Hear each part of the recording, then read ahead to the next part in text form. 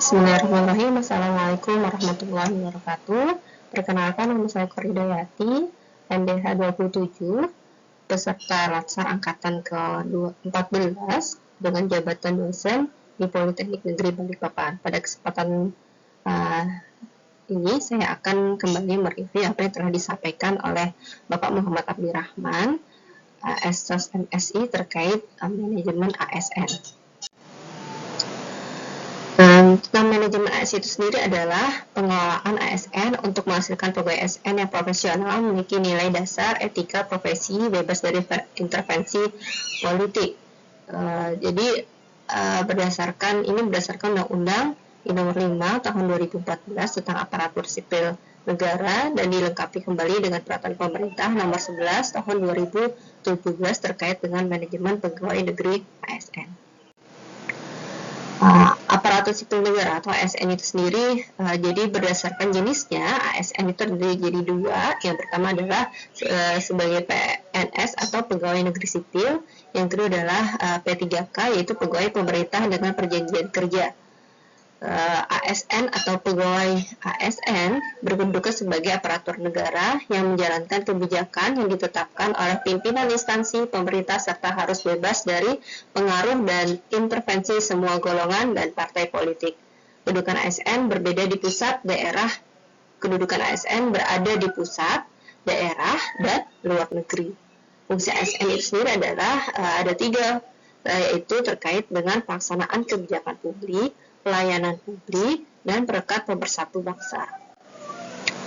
Hak ASN dengan hak ASN yang pertama untuk yang PNS, bedanya PNS dan P3K sebenarnya adalah di jaminan pensiun atau hari tua. Untuk yang lainnya sama. Dan haknya juga sebagai PNS maupun P3K yaitu jaminan kesehatan, jaminan kecelakaan kerja, jaminan kematian, dan bantuan hukum. Kewajiban ASN yang pertama adalah setia dan taat pada Pancasila, Undang-Undang Dasar Negara Kesatuan Republik Indonesia, dan pemerintah yang sah. Yang kedua, menjaga persatuan dan kesatuan bangsa. Yang ketiga, melaksanakan kebijakan yang dirumuskan pejabat pemerintah.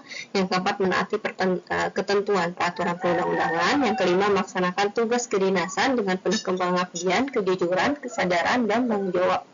Yang keenam, menunjukkan integritas dan keteladanan dalam sikap, perilaku, ucapan, dan tindakan kepada setiap orang baik di dalam maupun di luar kedinasan. Yang ketujuh, menyimpan rahasia jabatan dan hanya dapat mengelola rahasia jabatan sesuai dengan ketentuan peraturan perundangan. Yang kedelapan, bersedia ditempatkan di seluruh wilayah Negara Kesatuan Republik Indonesia. Kode etik ASN itu ada 12, yaitu pertama melaksanakan tugasnya dengan jujur, bertanggung jawab, berintegritas tinggi, melaksanakan tugasnya dengan cermat dan disiplin, melayani dengan sikap hormat, santun, dan tanpa tekanan, melaksanakan tugasnya sesuai dengan peraturan perundangan yang berlaku, melakukan tugasnya sesuai dengan perintah atasan atau jabatan yang berwenang sejauh tidak bertentangan dengan ketentuan peraturan perundangan, menjaga kerahasiaan menyangkut kebijakan negara. Yang ketujuh, menggunakan kekayaan barang milik negara secara bertanggung jawab, efektif, dan efisien.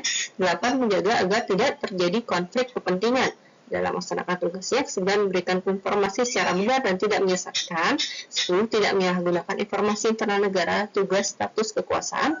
11, memegang teguh nilai dasar ASN dan selalu menjaga reputasi. Yang ke-12, melaksanakan ketentuan peraturan perundangan pegawai ASN. Konsep sistem merit dan pengelolaan ASN. Sistem merit itu sendiri adalah kebijakan dan manajemen ASN yang berdasarkan pada kualifikasi, kompetensi, dan kinerja secara adil dan wajar dengan tanpa membedakan latar belakang politik, ras, warna kulit, agama, asal-usul, jenis kelamin, status pernikahan, umur, atau kondisi kecacatan. Sedangkan pengisian JPT atau jabatan pimpinan tinggi secara terbuka dan selanjutnya disebut seleksi terbuka adalah proses pengisian JPT yang dilakukan oleh kompetisi secara terbuka.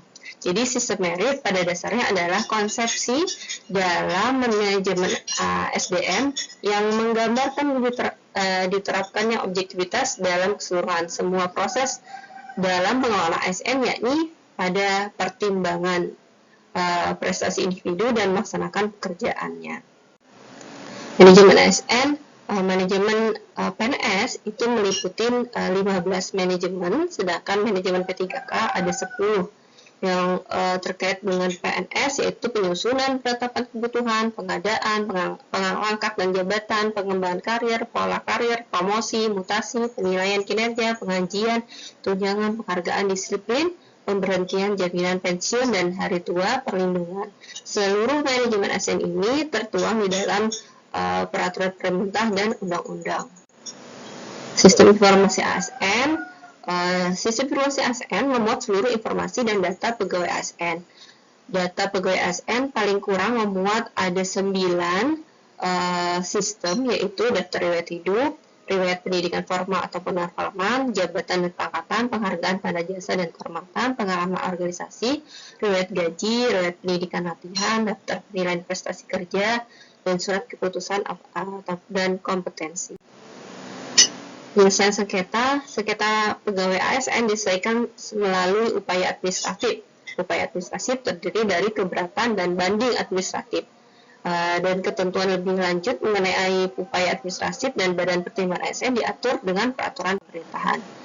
Kemudian organisasi pegawai ASN menghimpun dalam wadah Korps Profesi Pegawai ASN RI. Adapun tujuannya adalah menjaga kode etik dan standar pelayanan profesi ASN dan mewujudkan jiwa Korps ASN sebagai pemersatu bangsa.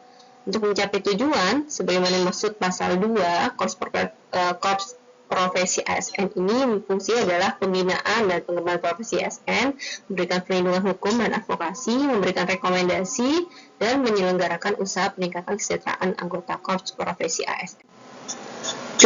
Kemudian kita sebagai ASN mari bersama mewujudkan aparatur sipil negara yang memiliki integritas, profesional, melayani, dan sejahtera.